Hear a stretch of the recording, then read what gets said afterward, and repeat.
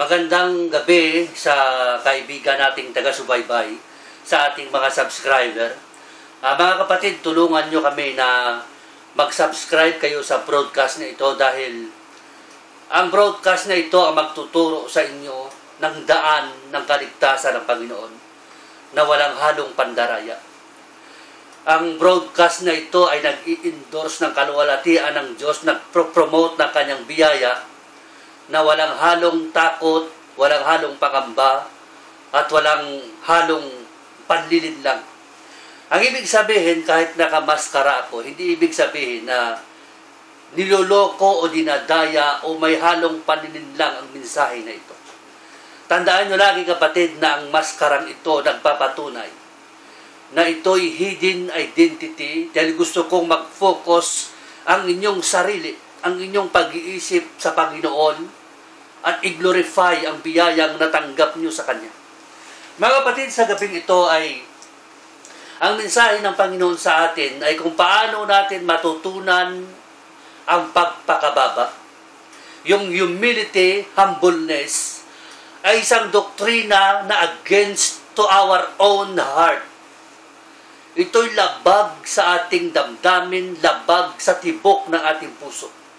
Dahil ang tao magmula ng magkasala, nagkaroon ng pagkakataon ang kanyang puso na ilagay sa taas o sa gitna para makilala kung anong klaseng pagkatao maroon siya. Ngunit ang Panginoon, iba, ang Panginoon, ang ginawa niya baliktad. Siya mismo na tagapaglikha ng katawang tao, nag-anyong tao para turuan ang taong magpakababa. Dahil sa pagpapakababa, kapatid, dito nagsisimula na pumapasok ang biyaya ng Panginoon. Natutunan ng tao ang isang magandang asal, magandang kaugalian, at natutunan ng tao kung paano siya magpakatao sa harap ng kanyang kapwa. Ang ibig sabihin dito, kapatid, sa tinuro ni Apostol Pablo, kung paano naging halimbawa ang Kristo na ito na magpakababa sa ngalan ng humility, sa ngalan na kung saan na ang tao'y matutunan ding magpakababa. Ito nakasulat sa Philippians chapter 2, verse 6, verse 5 to 8. Let this mind be in you, which was also in Christ Jesus, who being in the form of God, thought it not robbery to be equal with God, but made himself of no reputation, and took upon him the form of a servant, and was made in the likeness of men. And being found in fashion as man, he humbled himself, and he became obedient unto death, even the death of the cross. Mga kapatid, ito ang magandang ginawa at halimbawa ng Misaya na ito. Kasi ang sabi ni Apostol Pablo, let this mind be in you. Kung ano ang iniisip ni Kristo, kung paano siya magpapakababa sa paraan na mag-glorify ang kanyang Ama. Sabi ni Apostol Pablo, dapat ito din ang inyong iniisip. Huwag kayong magkaroon ng pagkakataon na isipin ang isang bagay na nagtuturo ng kapahamakan. Kasi ang pagpakababa, mahirap siyang tanggapin. Pero pag natutunan mong magpapakababa, it brings glory to God. Unang-una, nawawala ka sa eksena, nawawala ka sa isang lugar na kung saan nahahalata mo later on na ang nag-glorify ang Panginoon. At ito naman ang isang kaugalian na ayaw ng tao ang ganyan. Yung mawala siya sa eksena, mawala siya sa isang lugar na gusto niyang makilala sa roon. Mga kapatid, ang pagpakababa nagdidemand ng sacrificial sa ating part. Kaya pag hindi mo inisip kung anong inisip ng Panginoong Jesucristo, hindi mo siya pwedeng gayahin. Hindi mo pwedeng turuan ang tao magpakababa kung ikaw mismo ay hindi halimbawa sa mga aral na ito. At ito nakasulat sa verse na ito, sabi niyang verse na ito, kung ano ang iniisip ni Kristo ng pagpakababa, dapat yun ang dapat isipin ng tao. At ang pangalawa sa verse 6, who being in the form of God, thought it not robbery to be equal with God. Mga kapatid, ang sinasabi ng verse na ito, even si Jesus Christ was in the form of God. Hindi siya nag-isip kailanman na makikipagpantay siya sa Diyos, makikipag-contest para patunayan niyang siya isang Diyos. Ang ginawa niya, nagkaroon siya ng time ng pagpapakababa para i-glorify ang Ama niya. At sinasabi ng verse na ito, He was being in the form of God. Mga kapatid, ang sabi ng verse na ito, He was in the form of God.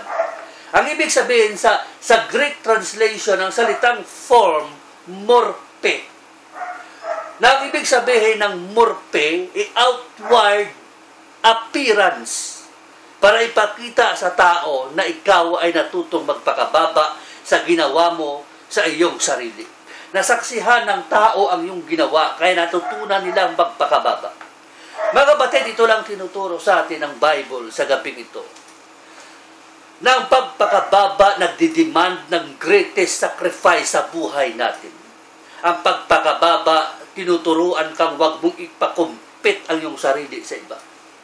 Dahil pag ginawa mo yung kapatid, ng iyong sarili ipapakumpit mo sa iba para makikipasabay ka sa kanila, para makikipag-contest na patunayan na iba ka sa lahat.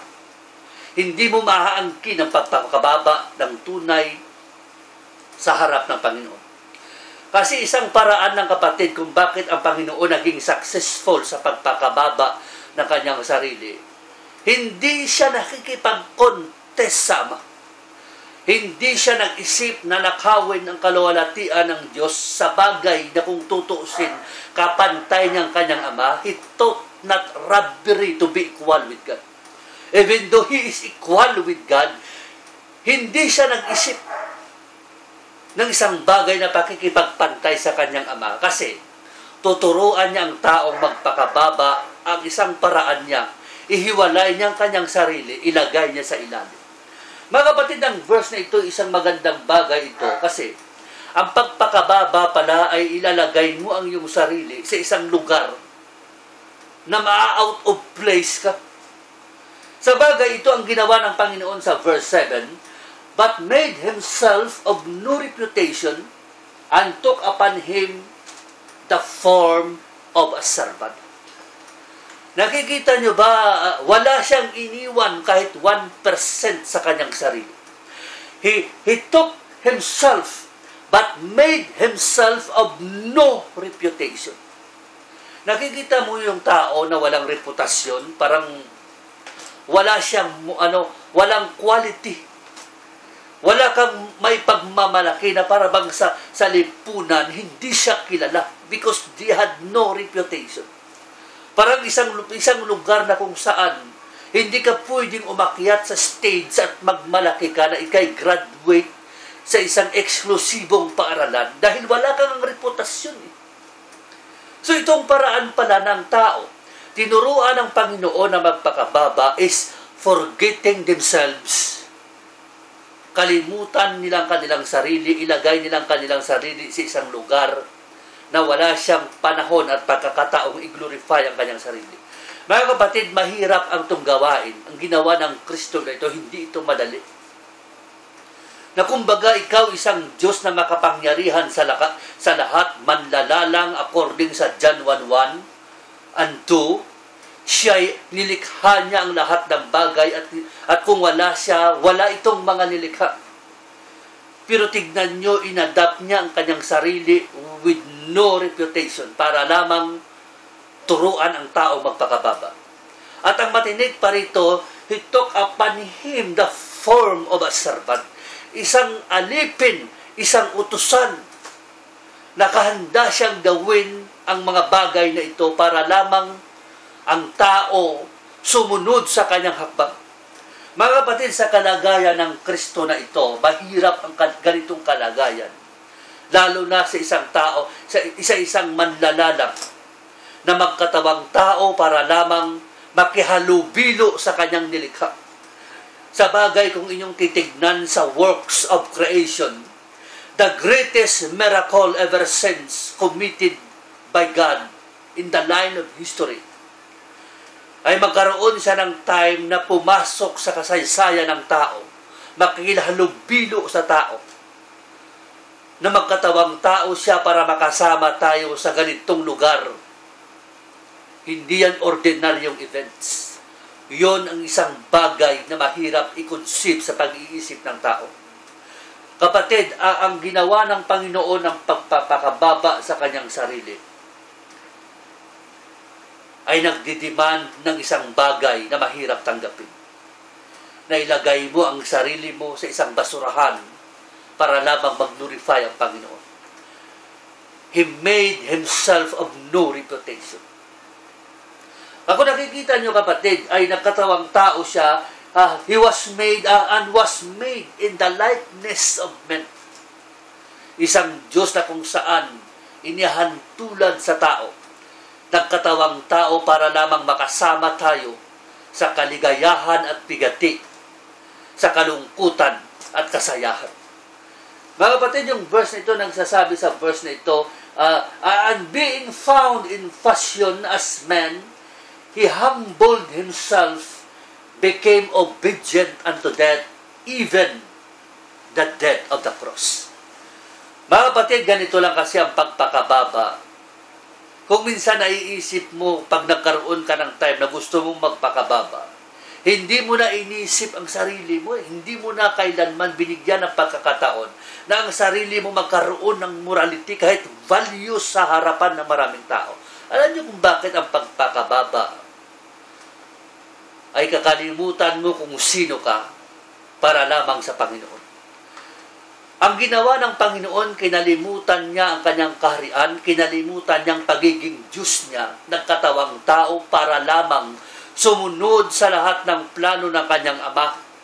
He humbled himself even unto the death of the cross. Hanggang kamatayan ng pagpakababa ng Panginoon. Matindi ito. Mga kapatid, sana maisip natin na ang pagpakababa magiging entrance to glory. Kasi lahat ng plano ng Diyos, nagsisimula yan sa pusong mapagpakumbabang loob.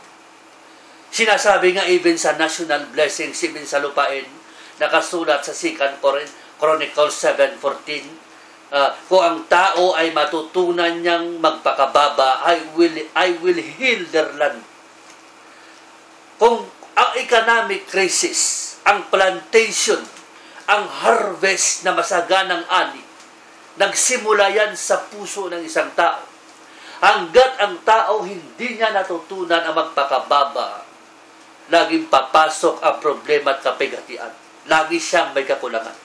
Even sa financial, sa material na bagay, sa mga blessing, laging nakapinding, hindi makapasok sa loob ng kanyang bahay. Ang problema kasi talaga, hindi ang consequence, hindi ang mga nangyayari, but actually ang problem is in the heart of men. Dahil kahit nasa tama ka, kung minsan kailangan mo ring mag-give way para sa kabutihan ng iba. Kung minsan ang pagpakababa, kapatid, ito isang paraan na kalimutan mo ang iyong kalagayan sa mundo. Kalimutan mong isa kang senador, kalimutan mong isa kang congressman, isa kang presidente. May mga bagay ka kung minsan na dapat mong kalimutan kung sino ka at ang kalagayan mo sa sosyudad para lamang matupad ang adhikain na ito. Mga kapatid, ang pagpakababa, ginawa yan ng Panginoon without a cause. Ginawa ng Panginoon yan voluntarily. Alam niyo kung bakit?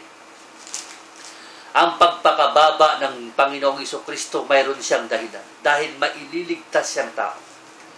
Alam niyo ang katotohanan kung ang Panginoon hindi siya nagpakababa, walang kaligtasan ng tao.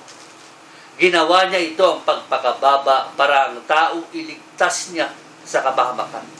Ginawa niya ang pagpakababa para tuparin ang mga plano ng Panginoon, ang kanyang Ama, para iligtas ang tao sa kapahamakan.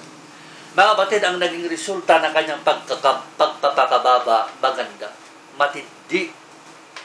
Ang resulta ng kanyang pagpakababa, isang blessing na kung saan bumalik sa kanyang lahat ng kaluwalhatian. Alam niyo ba ang ginawa ng kanyang Ama nang matutunan niyang sumunod, magpakababa para sa ating lahat? Itong sinasabi ng verse 9. Wherefore God also hath highly exalted him, and given him a name which is above every name. Mga kapatid, ang nangyari sa ating Panginoon nang matutunan niyang magpakababa, ay binigyan siya ng Panginoon ng isang pangalan, a great name, na lahat ng tao'y nakilala siya hanggang ngayon. Isang pangalan na hindi na makakalimutan magmula noon hanggang ngayon, isang pangalan na kung saan nag-pass down ng legacy from generation to generation. The name of Jesus Christ, the name above every name. Every knee should bow, every tongue confess that He is Lord.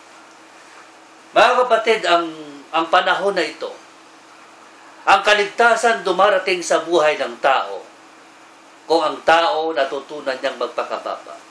Ang kaligtasan nagsisimulang pumasok sa pamamahay ng isang tao kung ang tao natutunan niyang makilala ang salita ng Panginoon, ang pagpakababa at kalimutan ng kanyang sarili.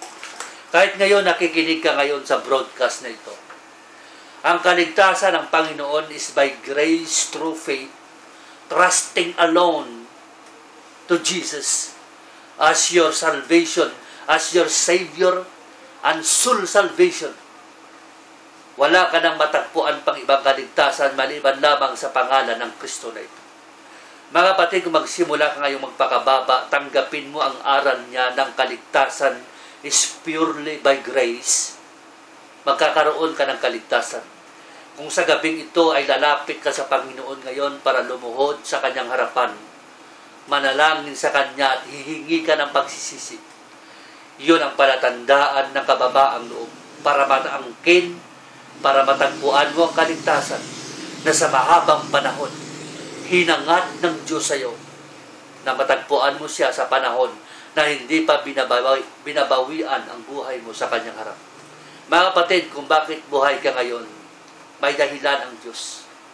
Posible hindi mo pa naranasan, hindi mo pa naharap ang kaligtasan niya, hindi mo pa naangkin. Yung gabing ito, itong panahon na kung saan dapat mong malaman at makilala na ang kaligtasan ng Panginoon ngayon kumakatok sa iyong puso. Sabi niya, behold, I stand the door and knock. If any man enter in, if any man will open the door, I will come in. Mga kapatid, buksan mo lang ang iyong pintuan sa ngayon dahil ang Panginoon natin kumakatok sa iyo ngayon. Pag binuksan mo yan sa iyong kababaang loob, papasok ang Panginoon, maliligtas ka pagdating ng panahon. Magkakaroon ka ng personal relationship, magiging matibay anong pananalig sa Kanya. At dahil doon, hindi ka magkaroon ng time at pagkakataong i-glorify ang iyong sarili, kundi ibalik sa Diyos lahat ng pagpupuri, karangalan, kaluwalhatian, dahil iniligtas ka niya sa Kanyang biyaya. Ang landmark na to God be the glory alone, because He is worthy. He is the Creator alone na maaari mong malapitan. Maraming salamat kapatid. Huwag mong kalilimutan ang gabing ito. Jesus Christ is only the way para matagpuan mong kaligtasan. Maraming salamat. To God be the glory alone.